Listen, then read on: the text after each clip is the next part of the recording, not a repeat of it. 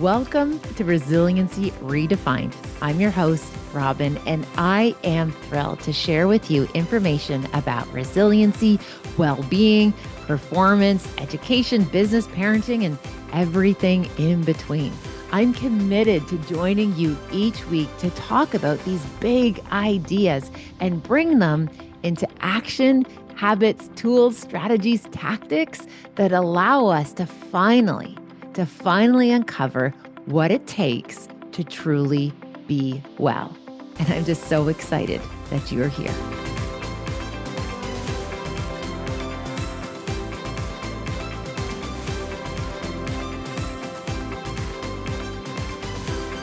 I am so excited to spend some time with you to have a wee little chat about the fifth and the final variable that we talk about in the everyday resiliency theory. So, if you're just joining me here, what I've done over the last wee while is explained each of the 5 pillars of everyday resiliency, what it takes to be well, especially in this unwell world.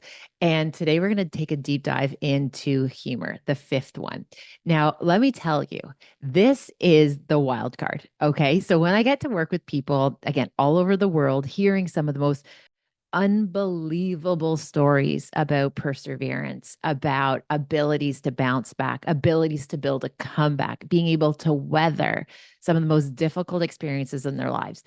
What I just kept on coming upon is that resilient people were funny. Like they were actually like really funny. Now it was, I would say, a bit of a dark humor. Like, I mean, like HR violation type humor. Like I couldn't imagine, like I couldn't, again, being in these environments where folks were telling me like these like awful, horrible, no good, rotten things that have happened to them. And then they would like make like this off color comment, or they would be able to just like in that intensity of the share, they would be able to like just throw in something that just like you broke out in laughter or you just had this moment of reprieve. Now, at the time, I started to think about like, okay, how do I incorporate this into like the seriousness of the conversation about resiliency?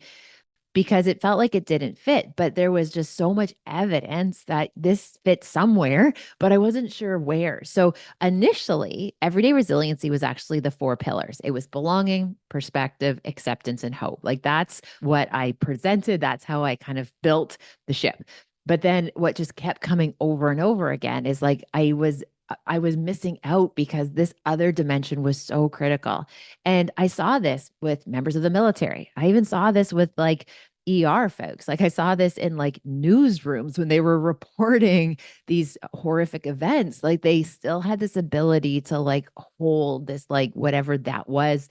I ended up deciding that I was going to take the leap. I called it humor because to me it was like the like big definition of humor, which included like merriment, lightheartedness, this idea of like ease, like laughter, like all of those things to me, I was able to sum up in humor. Okay, so this is what we've stumbled upon. When, for example, somebody laughs, their nervous system, what happens is their body will release this natural tranquilizer. Okay, so this natural tranquilizer goes into their bloodstream, and what it does is it blocks their pain receptors. So, what happens at that moment is that your pain receptors are blocked, so you don't feel pain. So, again, that doesn't solve all your problems when you're navigating this as a strategy for resiliency. What it does do is it gives you a moment of reprieve. It allows people to operate from this precious place where they're able to respond versus react. So, humor is a component of how people are able to show up, even in the hardest, most difficult, the darkest days. And what's so beautiful about this is it allows people who are with us to be able to like be part of it. Now, a few little kind of caveats on this one. I would encourage us when we think about the humor as a part of resiliency that it isn't like self-deprecating, right? I don't think there's, oh gosh, I get cringy when I hear people like self-deprecate to the point where they're like making fun of themselves. This is more like, I would say, like kind of like a global practice versus, so again, like, so as you're going through something difficult, you say something a wee bit off color, or perhaps maybe you swear. Okay, on that note, I can share with you that was this remarkable finding that we saw in the literature that, are you ready for this? People who swear, like know how to curse or cuss without like swearing at somebody, they live longer. Yeah, it actually increases longevity and vitality. And what we learned on that front is this idea that it had to do with temperament. On one end, we noticed people tended to be free flowers. Like even in really difficult situations, they were able to like say something off color. They could roll with something. What also was evident is they were letting things go. They were letting go of those little irritants, those little offenses in the moment, versus on the other side of it, we saw people would bottle things up or they would brew and they would remember every offense, every little stressor, every irritant, and they would replay it over and over in their mind. I think, particularly when folks are in that place of like bottling and brewing, they love to revisit it between like 1 a.m. and 3 a.m. That seems to be like the sweet spot. And eventually it interrupts sleep, it impacts your immune system. So that's why we see that there's a temperament component to people who know how to swear without getting in trouble that actually helps them live longer. It's encouraging. That's pretty hope filled for many of us. But back to the point about humor. What we see is it's the body's way of being able to like hold big emotion. It's the body's way of being able to give you these little lifelines, these little moments of reprieve, making the people around us feel like that we're approachable to them to be part of the conversation, that they can show up for us. And it just really kind of almost offers this little bit of like just this soft place to land, this little bit of encouragement when we're going through something deep. Now, historically, they used to refer to this phenomena as gallows humor. So as people were like being marched to their execution, they would call it lunacy, and people would laugh and dance and joke around, and folks would be watching this being like, see, these people, these people aren't right. But what happens was the body was protecting itself. It was filling them up with all of those kind of feel good pharmacy items. So that way they could like cope with what was happening, which was awful and horrific, no doubt. But it just gave them this reprieve. And so they called it gallows humor. Now, I've worked with folks in media, I worked with folks and in journalism, and they talk about it as newsroom humor. So, like, imagine being in this position where you're reporting on this awful thing that's happened. And then all of a sudden, the next segment is talking about a hot dog eating contest. And you literally have to go from one to the other, right? Here you are telling people about these travesties that are happening in the world. And then atrocities, maybe atrocities is what they're called, atrocities in the world. And then all of a sudden you're talking about a hot dog eating contest. Like you gotta shift gears somehow. So that's what they would do in the newsroom. They would like make light of the fact that this is the reality. Or in emergency rooms, they would call it ER humor, right? Where again, you're with so much trauma and so many persons that are going through like the worst day of their life. And you have to find a way to just like put it in a container. And it again, it's never at somebody else's expense. It was just this ability to just kind of like you just kind of rise to this moment of reprieve. So that's what I've been able to see in my work on humor. Now, this is a question I often get asked, like, how do you coach somebody on that? Right? Like when somebody's going through a terrible, no good, rotten time, how do you get them to think about like merriment or lightheartedness? And that's a really great question. I'm still trying to figure it out. One thing that I know, how it really helps if like we don't take ourselves too seriously. Now, I know this work is important. I appreciate that people are doing very difficult things. They're raising the future. They're navigating very time sensitive things at work or whatever it might be. I'm not suggesting that your lives aren't serious, but there's like a degree of like just letting things be a little bit messy sometimes, not expecting ourselves to always get it right or like always be perfect. And again, I often think that there are these moments where we actually get a choice.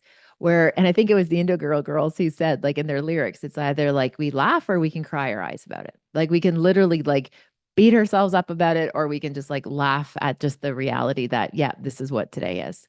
Now, I remember one time I had one of those moments where I embraced the choice of leaning into humor, where I recall taking the children to school one morning and we were running a wee bit late, not new.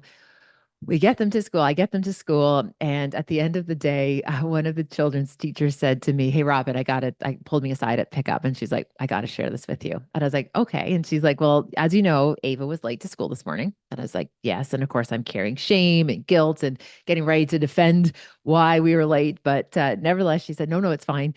She said, "But I got to tell you." So when she walked into the classroom, she put away her bag in the coat room and then she came to circle because they were all sitting in the circle. And she said, the teacher said, I just like kind of no big deal, be like, "Hey, Ava, why are you late this morning?" And Ava looked at the teacher and like, understand this. Ava was probably like 5 years old. She said, "I don't know why we're late, but it has something to do with my mom needing to get her shit together."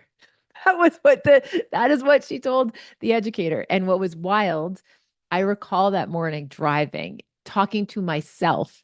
Of course, those little car seats, those little souls are always listening, saying, like, I need to get my stuff together. Like, I said that out loud. And so Ava proceeded to tell her educator she wasn't sure why she's late, but it has to do with her mom needing to get her stuff together. But she used the S word. So clearly that's going to help with Ava and her longevity. Circling back for just a moment to that notion of swearing, I got to tell you this cute other little story. I was in Fredericton, New Brunswick, Canada, and we were talking about how swearing helps. And this was at this like health and safety event. And I recall one gentleman said, he's like, "Hey, lady." And I always love when they call me lady. I think it's adorable.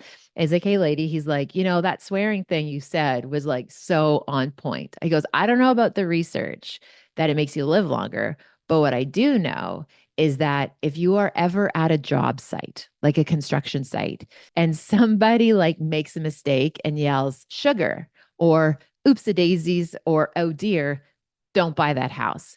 You want somebody who's dropping F bombs like it's an adjective because he said, then they're locked in. They care and they are locked in." So I thought that was hilarious. That notion that we only want to invest in houses where we have somebody who is definitely using the real swear words while they were building it, which I thought was quite interesting.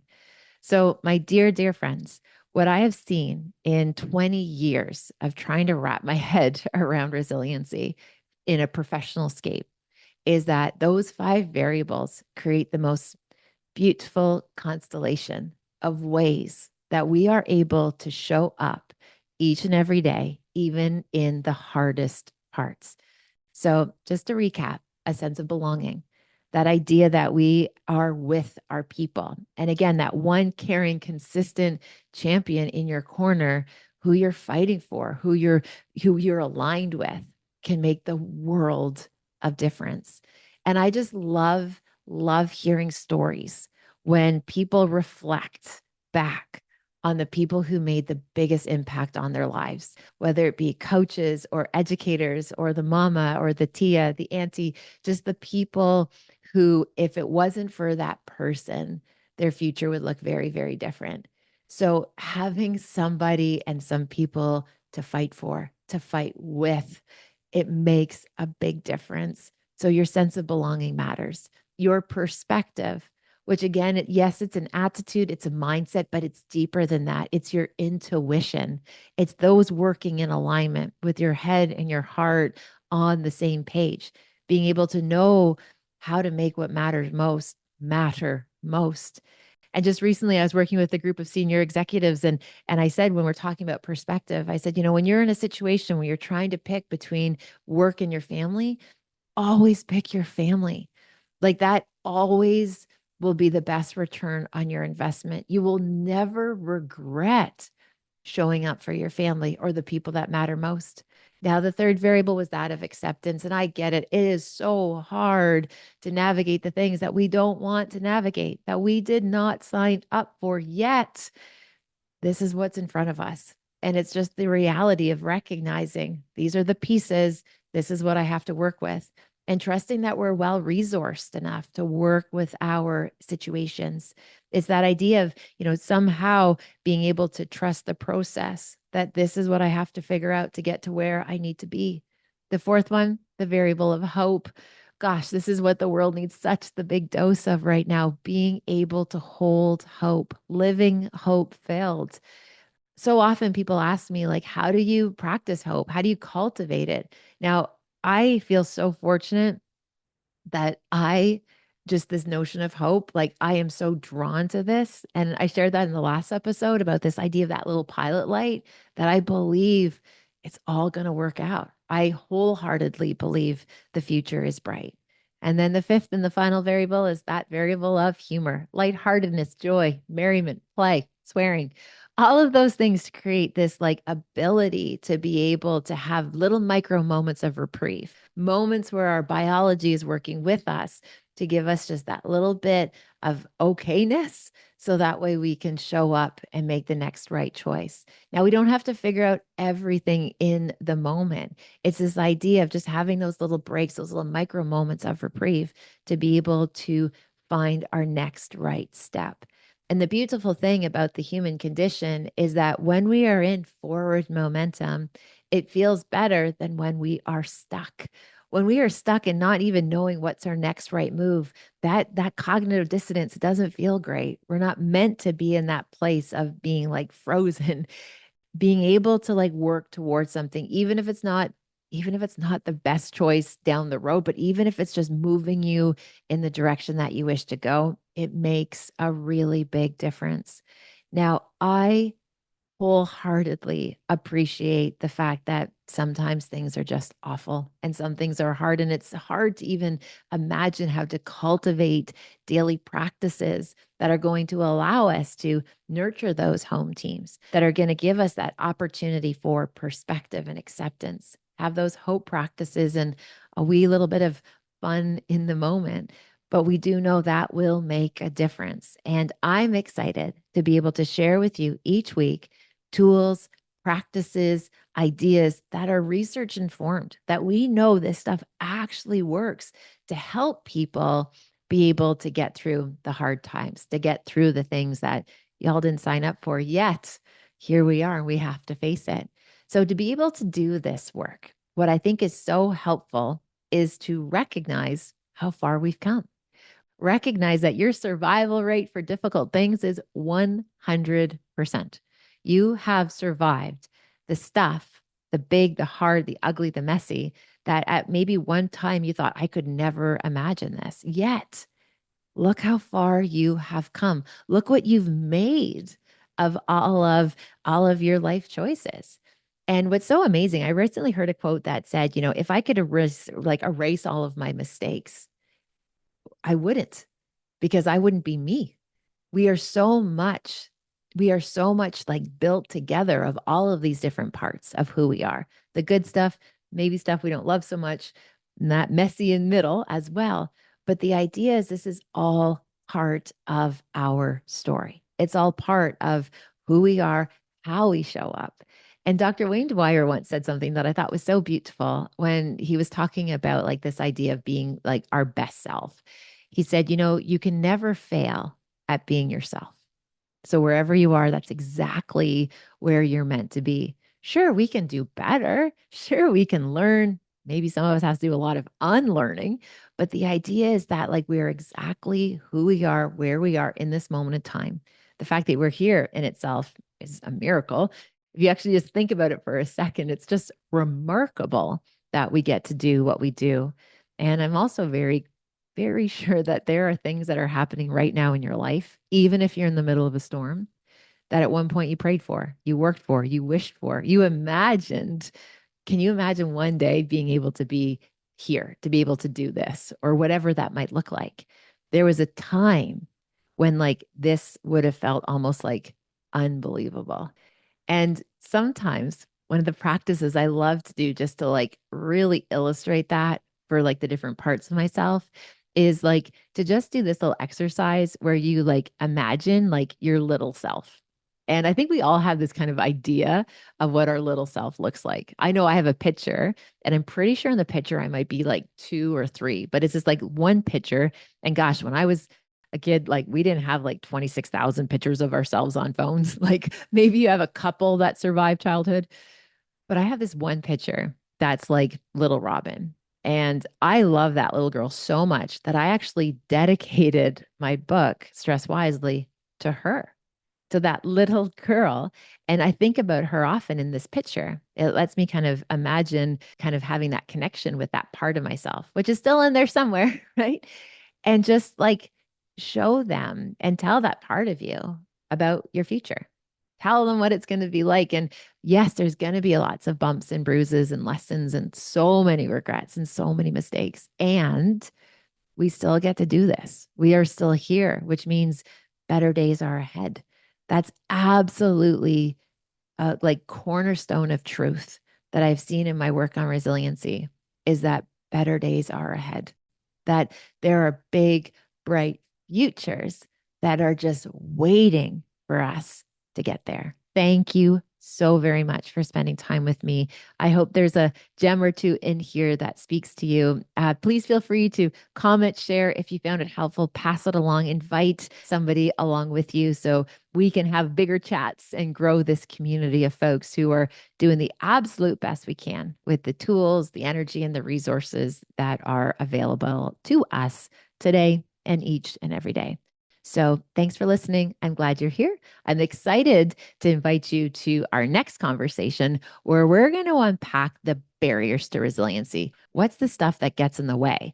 And you know what? You might be surprised when you see the top 3. So until next time, take good care, and I'll see you just around the corner. Bye for now. Thank you for spending time with this podcast episode today. I hope you found something helpful in Resiliency Redefined. Please feel free to share it with somebody who you might think could benefit. Maybe there was something useful, something in particular that you think you could pay forward.